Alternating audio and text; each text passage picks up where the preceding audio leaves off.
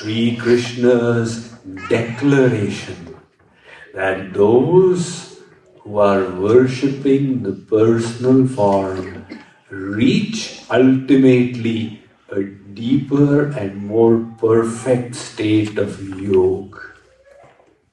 However, let us now understand the reason behind this.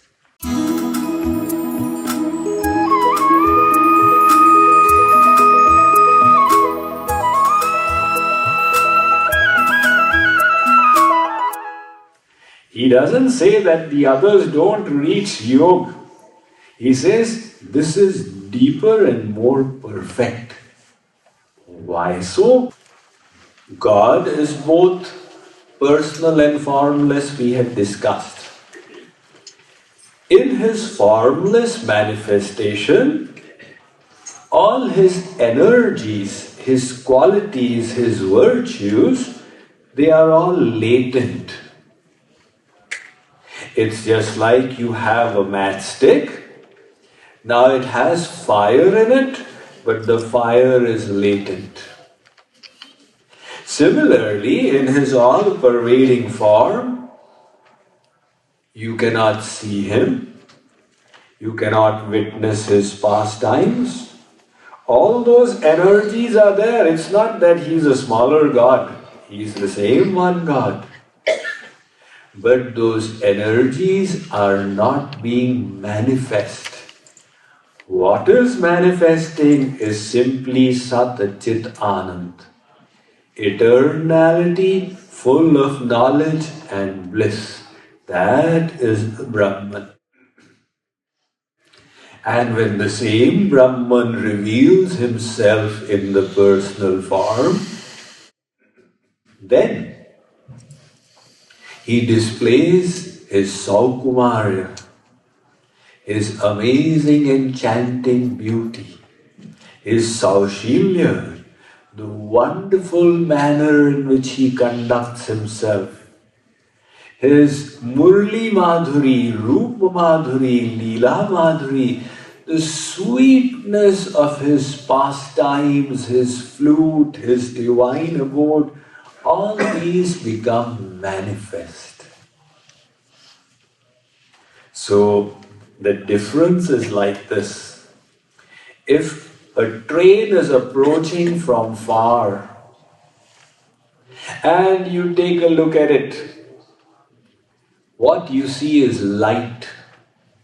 And you could even conclude, somebody says, what is that? It's a light. You're seeing the headlight of the train. However, that train, when it comes closer, you see there is a shimmering form. And when the train comes and stands in front of you, then you say, oh, this is Tufan Mail, this is A1, A2, S1, S2.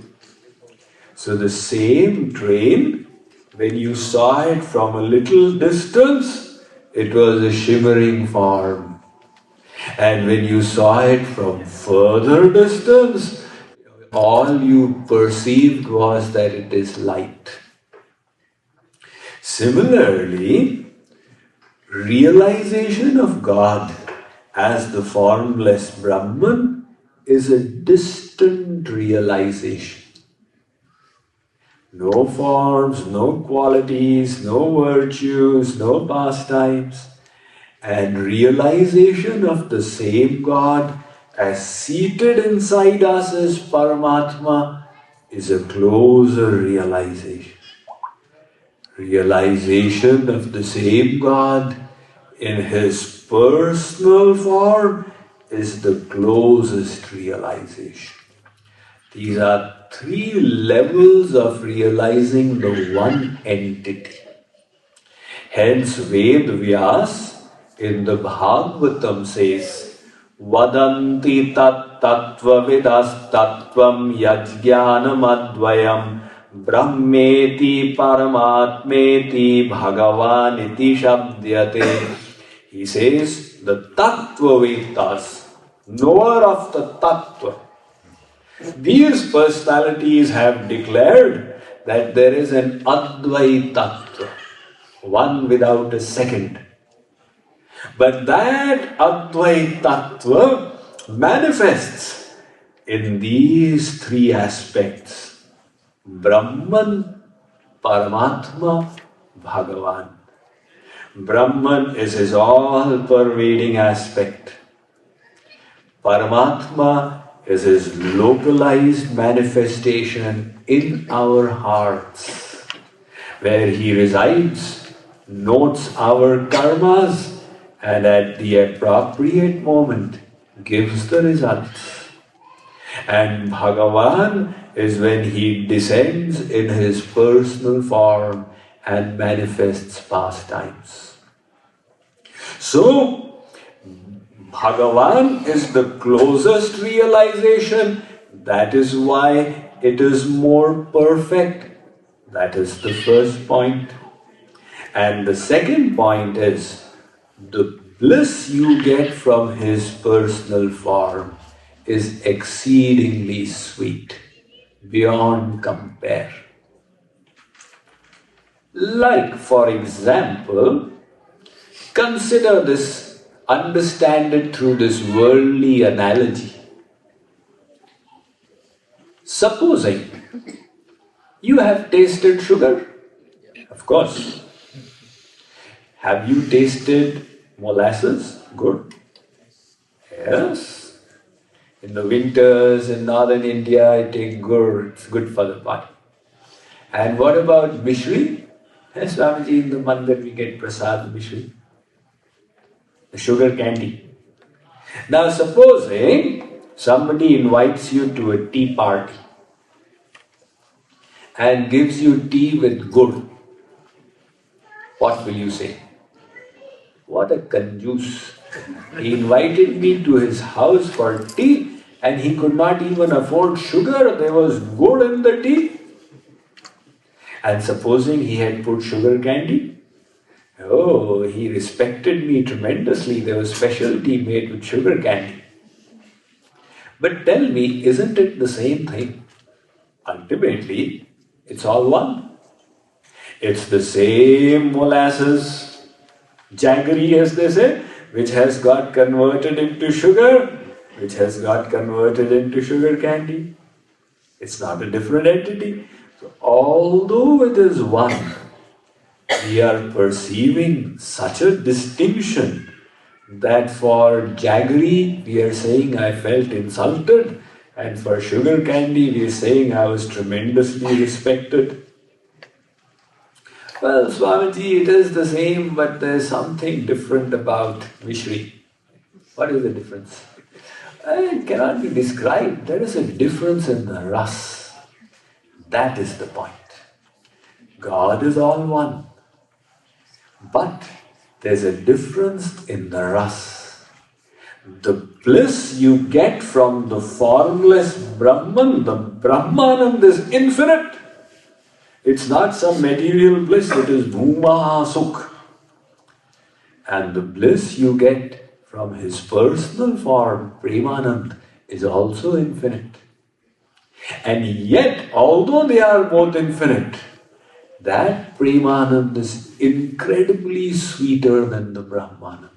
Because you can see your God. You can hear him, you can serve him, you can witness his sweet pastimes. So naturally the bliss becomes sweeter. Like, let's say there's a mother, there's a lady, she is carrying a baby in her womb. And she's very excited. I'm going to become a mother. Have you seen your baby? No, it's a matter of little time now.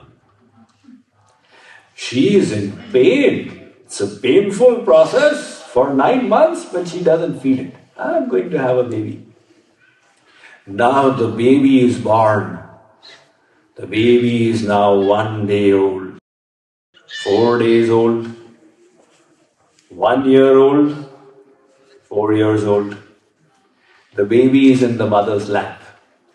She plays with her baby, she fondles her baby, hugs her baby, serves her baby. So you say, Mother, this baby who is in your lap, the same baby was in your womb. Is the bliss the same? Mother will say, is there any comparison? I could not even see that baby. It was just a feeling, yes, I've got a baby and this is real joy. I can touch him, I can serve him, I can hear his broken words, I can feed him. And that was just a feeling. So isn't there such a big difference? Similarly, if we go by the yoke of worshipping the formless in our state of perfection, when the mind is completely established in the heart upon the formless Brahman, we perceive his presence completely and are united with it. But our senses are bereft of any perceptions of his. And the devotees of the personal form, with all their senses, with their mind and intellect, they are relishing the Saukumarya, Sashilya, Saurasya, everything of the same Lord. So it's not there are two different gods. It is not that there are two different bliss. It is the same one bliss of God that has become so much sweeter. Let's understand this through one more example. Have you eaten sugarcane? Yes, of course. Growing up in India, everybody loves it in the summers. Have you eaten the fruit of sugarcane? No? Why not? It's a fruit. It doesn't exist. How will you eat it? Okay. Have you eaten the fruit of the mango tree? Of course. The king of fruits, the Indian mango.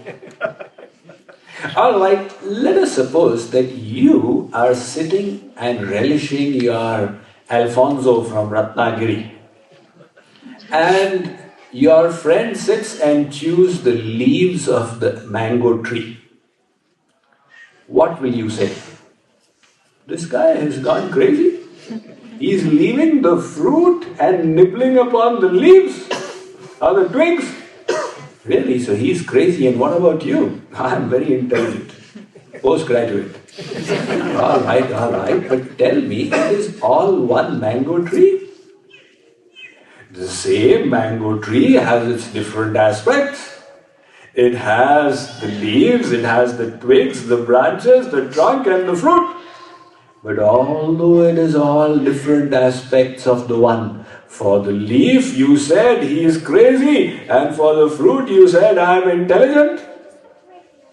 Well, it is all one, but yet there is a distinction. The rus of the fruit can never be compared with the rus of the leaf. Now just suppose that the sugarcane tree also had fruit on it. How sweet would they be? When the tree is so sweet, how sweet would its fruit be? Some people say, yes, we wonder why Brahmaji did not create fruit on the sugarcane tree when he's created such sweet fruit on such bitter trees. Yes.